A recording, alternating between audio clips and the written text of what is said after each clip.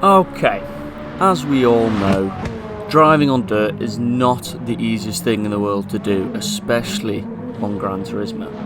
So here, we've got a little video that'll hopefully make things a little bit easier for you and improve the way that everybody drives on the dirt. We are going to look at ways of getting the car to turn in on these sharp turns, and also one or two little things to help keep your car on track the way you want to go. So the first thing we're going to look at is trying to get the car turned in for sharp turns. So the first thing we're going to look at is the handbrake. Right, the handbrake only works if you get the car slowed down first. As you can see, car slows down, we dab a little handbrake to get the car turning, and then use the power. Same again, handbrake to get it around, then use the power to drive out of the corner. Right, so here we have no handbrake to get the car turned in, so this is just using the power. So we slow it down, turn in full power to get the car sliding, then you hold the car in a slide then until you go round the corner, a bit like drifting. And here you'll see myself doing a mix of both. You'll see me using a bit of a brake, using the power a little bit, using the handbrake. Right, mix of all. So really it's personal preference which you prefer out of the techniques and which one you find easiest. So as a practice, and finding which one you prefer to do is the key thing to look at here. Right, so next we're going to look at going around. I know understeer is a big problem in dirt racing, so here you're going to see what not to do. So if we just go full power, you'll notice that we just slide on, and we ruin the next set of turns, which is no good around the dirt tracks. So this is what we are going to do. I want everyone to pay close attention to the throttle input as we go around this left-hander here. You'll notice that is slightly on, just about half, just to help get the car turned in, as it has got four-wheel drive, and the front tyres slightly having power to them does help the car turn in and stay centralised. Okay, so here we have a side-by-side comparisons of myself going around a lap and John GTFU Harvick going around a lap. And what we're going to try and look at here is the differences between the two laps and the sort of improvements and do's and don'ts, etc. of the lap that we're about to look at. And the first thing you're going to spot is the braking zone right here into T1, where two things you will spot. Number one being the line that we either take. You notice that I am on the right side of the track and John seems to be centre to left. Right, you will see as he goes around the next set of corners how big of an effect this has on the first sector. T1 is the most important part of the first sector. T1 sets up the entire rest of the section all the way down to the jump later on down the long straight. The next thing you'll notice is where we brake. You'll notice I am braking a fair bit before the white banner just above our heads, whereas if you keep an eye on John, you'll see that John waits until his car is underneath the banner to hit the brakes, which causes him to go wide into T1, which then affects the rest of the complex and slows a lot of him up.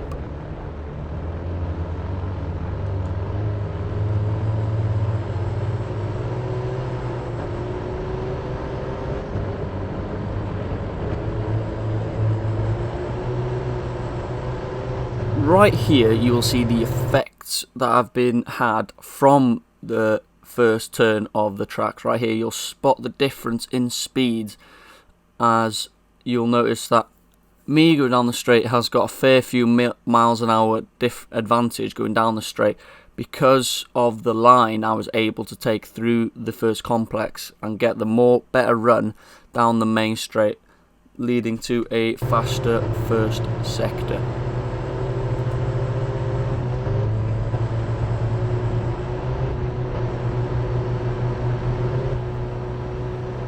Okay, start of sector 2.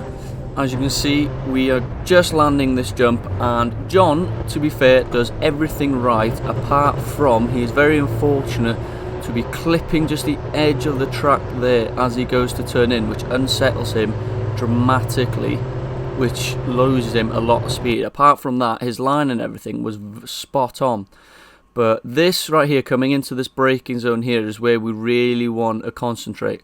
As you can see marked by the red circle, you want to be getting as close as you can to the bush that's overgrowing the orange fence here with your nose of the car. This straightens you up nicely for the next turn, which has then got a long run up the hill, which is important on this track. You've got to make sure that you get a strong run out of the next turn. As we move on, you'll see here, as we go in, John goes very wide here. That means he's very close before turning in, which will compromise his run up the hill. You see the miles per hour difference again coming up this hill just from the exit of the turn. It's really dramatic. Going into this next turn is very tricky, as there's no proper braking point for it. But all you want to make sure is that you're hugging this orange fence right round the corner. As you spot there's a big gap between John and the fence. You'll see in the next couple of corners how big an effect this has, as he has a narrower corner for the second part of this section of corners, which will then throw him wide through that corner, meaning that he's then got an acute angle for the top corner just before the jump. Whereas this is not what you want to do. You want to be hugging the orange barrier on the inside of all three of these corners. You'll spot John there having to come right up against the wall, making the angle acute. He tries to get it turned in, but because of the first corner he'll struggle with that, and then he'll run wide through the second part of the turn, meaning that this third turn is going to be very difficult for him to get round while carrying speed and without hitting or crashing into the orange barrier, which he does very well, to be fair to him. Straight into sector 3, we go off a jump, which you'll notice straight away the speed difference that was carried from sector 2. And right here you'll notice where I'm throttle controlling, as we mentioned earlier. Okay, concentrate on the throttle through the entirety of this little section here. You'll notice that it's very rare that I'm on the full throttle, and if I am on full throttle, it's not for very long, because what we are doing here is controlling slides and trying to optimize grip. Right, so a full throttle will have you sort of slingshotting around corners, as you will spot John doing right now. You tend to slide far backwards and then slingshot back forwards. This is an okay way of going around corners if there's a long straight after the corner. Like, you can get away with that because you get a slingshot down the long straight, whereas in them little tight sections, all you're doing is losing time around the corner. So you want to hug the inside of the corner as much as possible. And around here, like we saw earlier, never full throttle to get the car turned in. Once you've got the car turned in, you'll feel it, then you can full throttle and hold that power on. And you want to try and avoid the slide like John has, as you can see just above there. You want to try and avoid that slide there and carry the extra speed to start this straight, because the speed you carry down here is vitally important. Right, starting sector 4, this straight is a flat out piece of straight if you can get the line correct, which is very difficult. So what you'll notice is me hugging this inside line, okay, and you'll notice that John is braking. We don't want to brake, we want to hold this flat. You're going to hug both edges of the orange fence as tight as you can get. Little lift just to get the nose in around there, and the rest of that piece is completely flat out, but it is very difficult to get it hugging both sides of the fence. Right, into this corner again. Right, we want to go wide to get the cut back down because of the extra speed we're carrying from the straight. It takes quite a while to slow down, so to brake through the line like John does, you'd have to brake very early, which would lose you a fair few places in a race. Driving up the hill, this next turn, you'll notice specifically that I'm avoiding running away from this orange fence. We are hugging it tightly inside as possible. Okay, we want to hug the inside on the exit of the turn. Exit the turn, you're hugging that orange line, because this next turn, if anyone's driven around here, will know how difficult it is to get the car turned in. So you want to make that corner as long as possible and get the best angle you can, so you can carry the extra speed down this straight for the big jump that everybody loves to hit on this circuit. extra speed makes all the difference, which means you can keep it flat around the corner and make everything easier for yourself.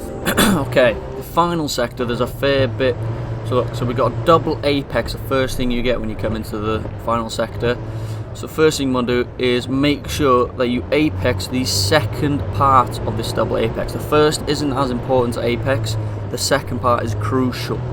You get the run down the hill to the apex and get the run towards this corner here, where this corner is very difficult to get everything correct, getting the turn in, as we saw earlier on the video through this little section.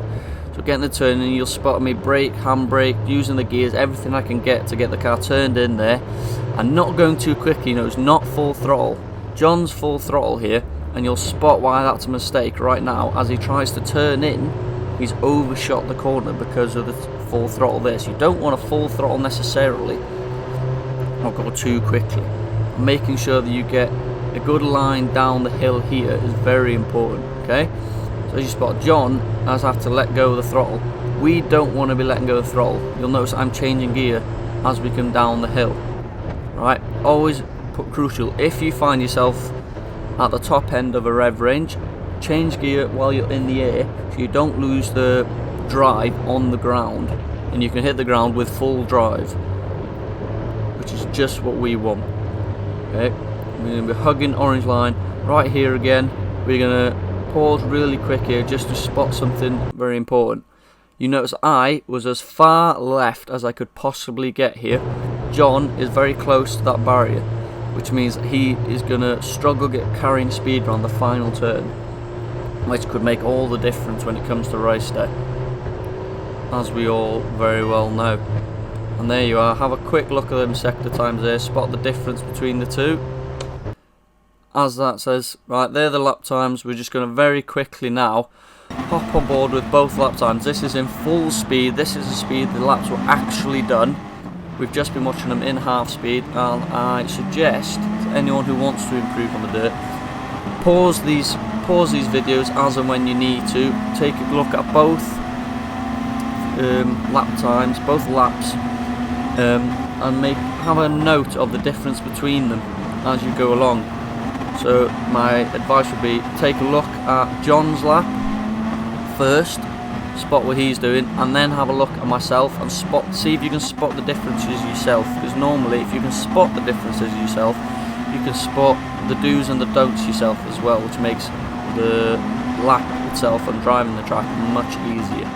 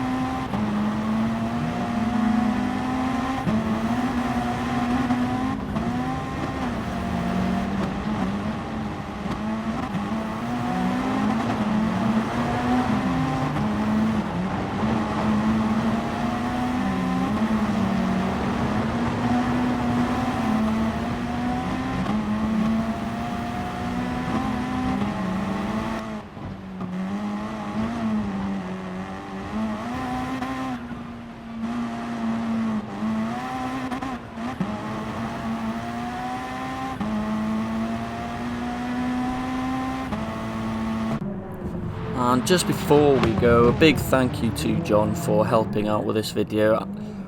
I know he's not one that's known for driving on the dirt, and he volunteered very kindly to be the little test dummy. As we all know John, I told John specifically that we needed his first lap, because we all know how John is with his improvements.